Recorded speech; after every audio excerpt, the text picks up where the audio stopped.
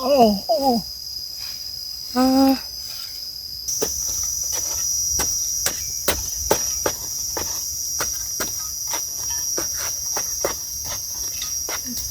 ถ้าดินแข็งมันก็เถิงไวเนาะเด็กโตซ้ำนี่แหละ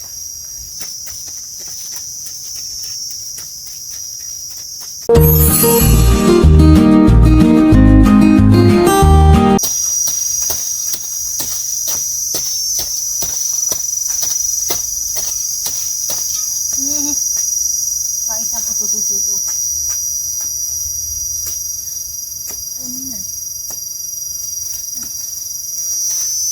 ยังมาทันเป็นปีเนาะปีกำลังพ่นเนี่ยตัวใหญ่เนี่ยมาคุดจิโร่มื้อนี้เนาะมาคุดจิโร่อยู่ใกล้เฮือนนี่แหละพี่น้องบ่ได้ไปเลาะหาเฮ็ดมื้อนี้ไปเลาะก็บ่ได้เนาะเลาะห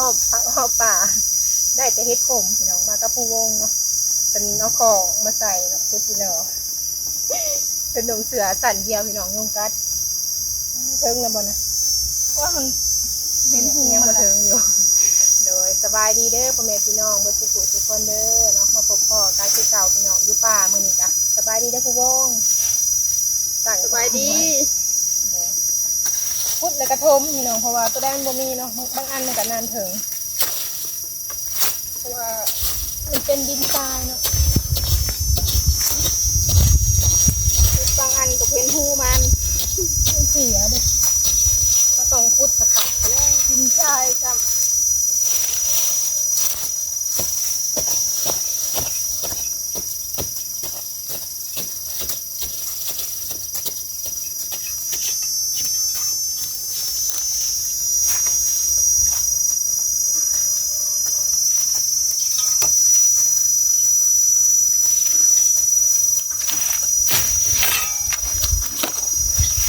อยู่แถวใกล้ๆเนี่ยบางอันก็อยู่ใกล้กันเนี่ยดินทรายมันเหล็กกระเทิงไว้อยู่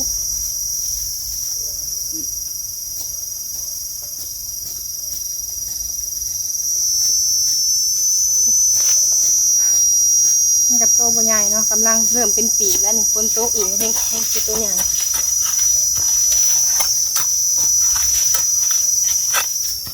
พุดแล้วก็เทิง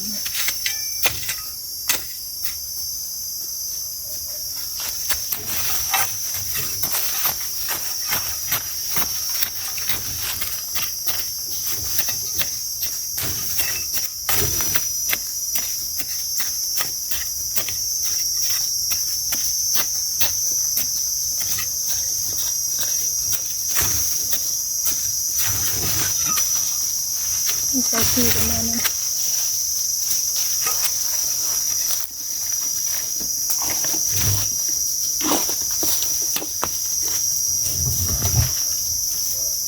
พอมีหมูนะพี่น้องมาก็มาเลาะคุดบางแถวนี้พอมีอยู่มื้อนี้มา2 คน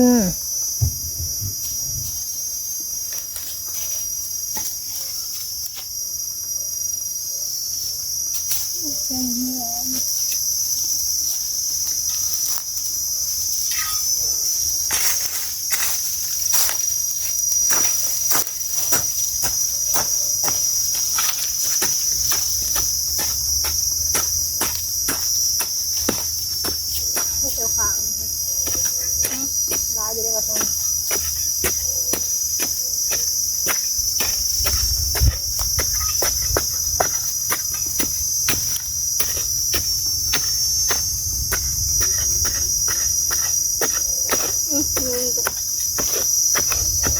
มันรถพ้นมันนั่นดีโต๊ะอันนู้นข้างหลังทั้งหลุมและไข่แต่ว่ามันเป็นดินดำเนาะพี่น้องมันไม่ถึงไวตัวใหญ่แต่บ่มีไข่เนาะมีแต่ขี้มันยังบ่ทันหอนยังไข่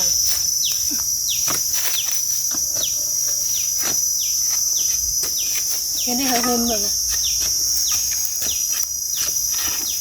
หาโฮมเนี่ย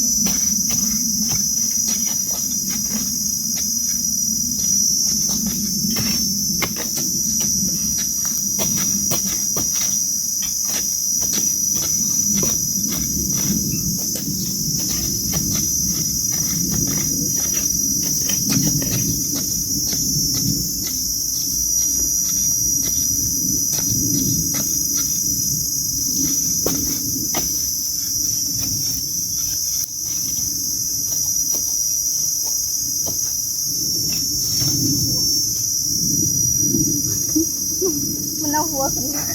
โชว์เท่าไหร่วันนี้ตัวกระพุ้ให้มันเห็นโตจังดึงเอามันละหัวแหนมพอดีมันบอกว่าเกิดรักไม่ได้มันก็ลงไปที่เก่าโอ้โหนี่นะ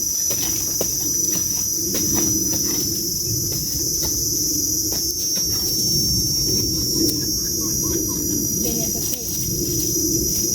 มีน้ำเนาะ อ๋ออย่าดูด มีน้ำกินได้ ครบมือขอด หนังพุดเลยแค่ค่ะ แค่เลยครับ มาก็เอาอ่ะ เอาเลยขวดยำกรอบนะ น้ำมันแห้งมีน้ำมันให้เขาเลยใส่น้ำมันน้ำมัน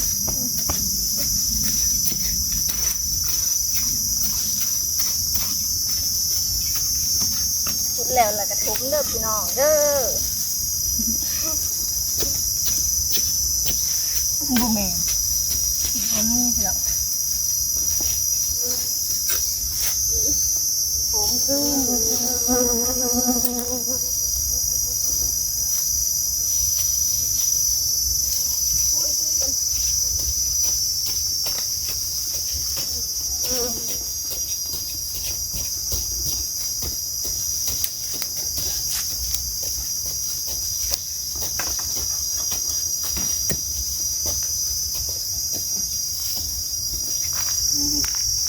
ครับนี่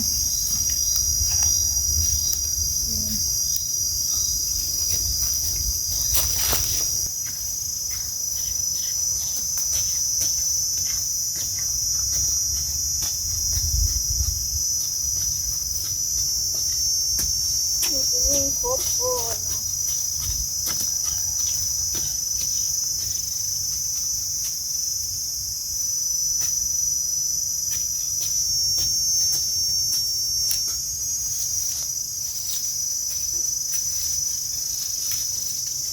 ไม่ได้หมดสองลงไปเห็ดตรงไหน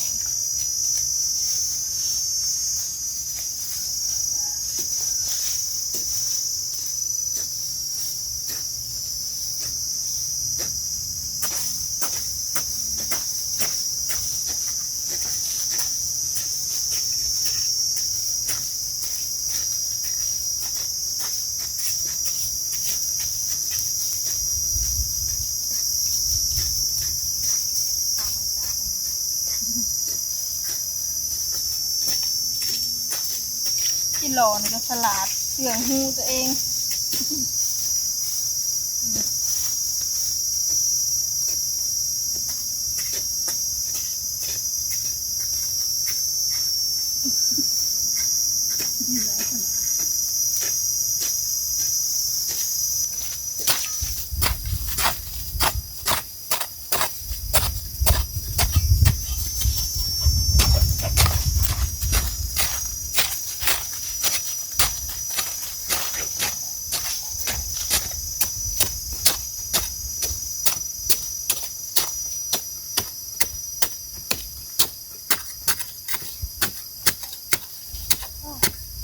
เห็นบ่ ยังบ่ถึงอยู่ เหลือดินอ่อนแห้งเหลือดินแข็งมันถึงไว้มีตัวเดียวเนาะอันหนึ่งก็เดี๋ยวตัวใหญ่เลยพอดีมันแต่ว่ามันอยู่ได้ไม่มีไข่เอาไปถูอ่ะ ถึงแล้วบ่ จะเห็นครัวไอ้เนี่ยถึงอยู่หรอกมีมือนึง ขุดเดี๋ยวบ่ทบ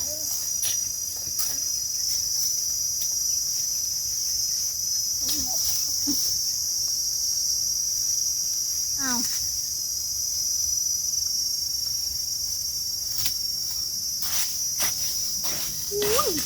บักละเลิกมันครบมือก่อน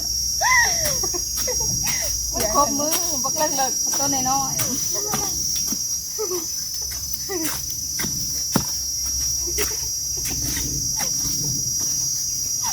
ก่อนบ่เนาะ เหมือนเสียงเลยเนาะ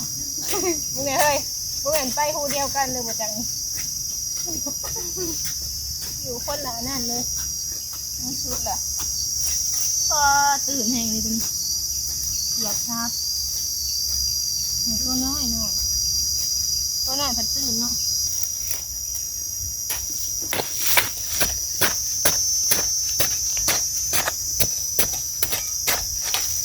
ดีตายเลิกเลยมีสองหูนะคะตรงน้ำเบิ่งว่ามันสิไปทางไหนเดี๋ยวมีหุ่น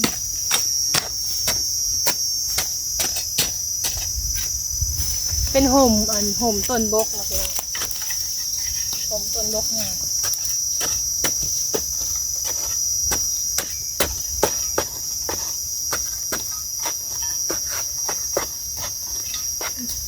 ถ้าดินแข็งมันก็เถิงไว้เนาะเด็ก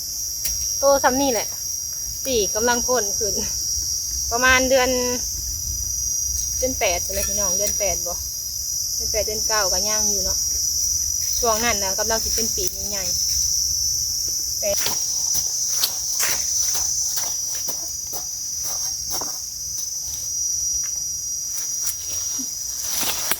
อุ้ย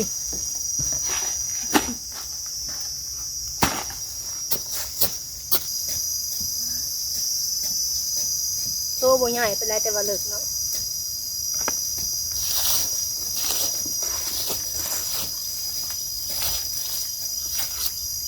พุดกระทมเนี่ยเบิ่งมาเบิ่งตัวนี้ก่อน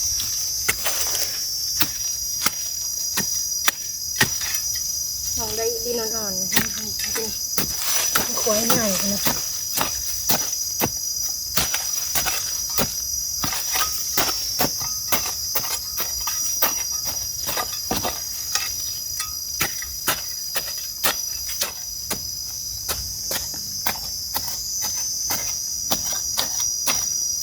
เป็นขุด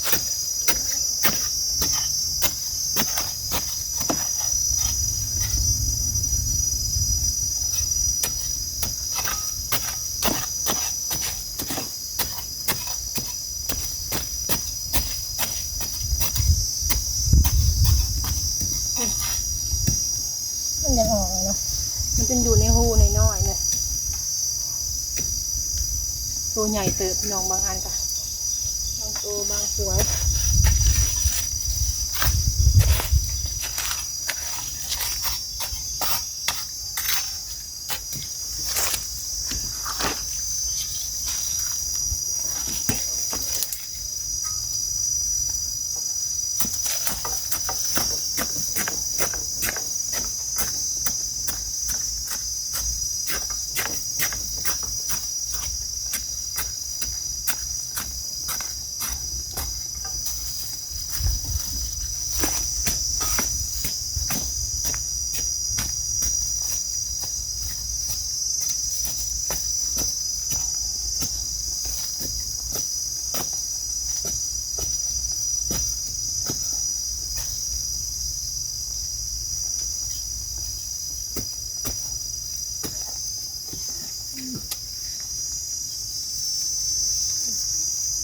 ตัวเถิงไวเนาะตั้งแต่ตัวน้อยจะได้เถิงตัวซ่าเนี่ยกับตัวใหญ่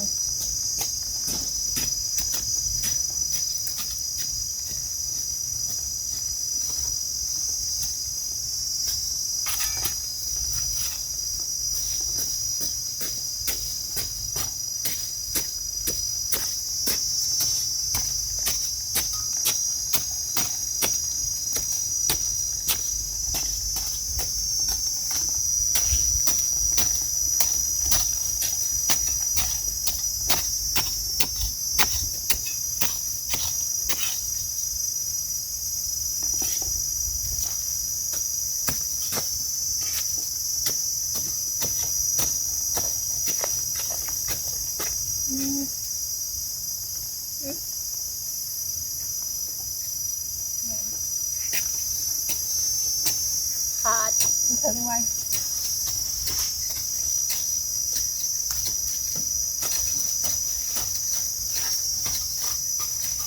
โอ้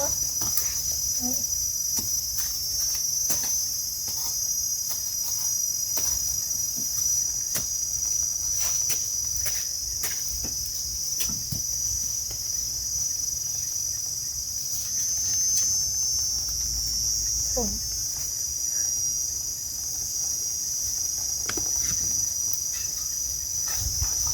บ่เมื่อยบ่ไปสิ อยากกินน้ำได้บ่ก็มีน้ำให้กินดอกมาน้ำนั่นน่ะเห็นแล้วก็เล่นมาน้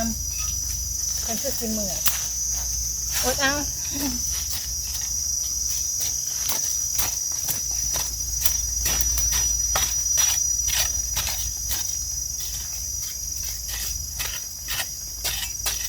น่าจะเห็ดกล้วยใหม่บางอันกับบเลิกนะเพราะว่าน่าจะคือคุ้มเลย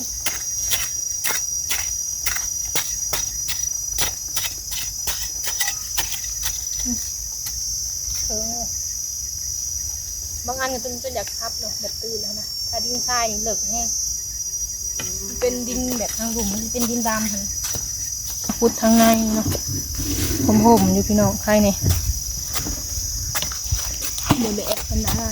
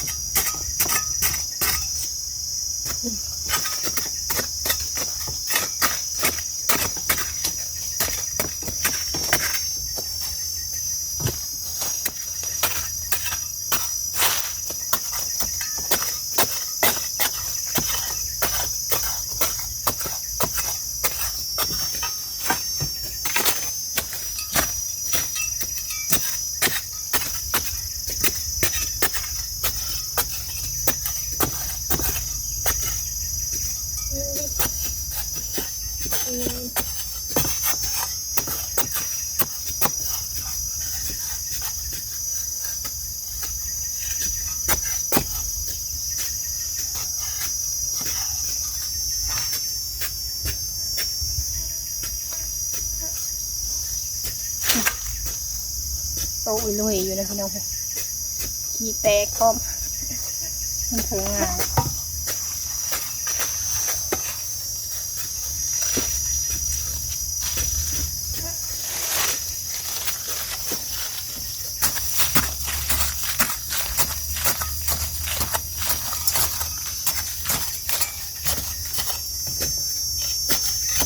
มีหางใหม่มันพุดยากบางอันก็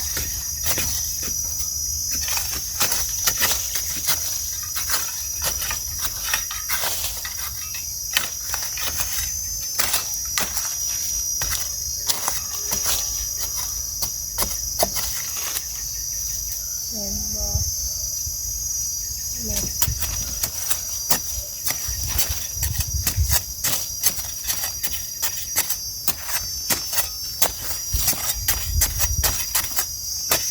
ได้บ่ฮะ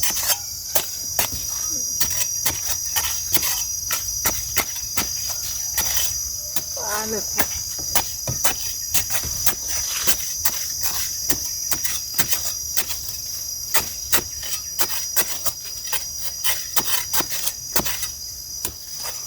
ฝนเริ่มมาแล้วมันจักเ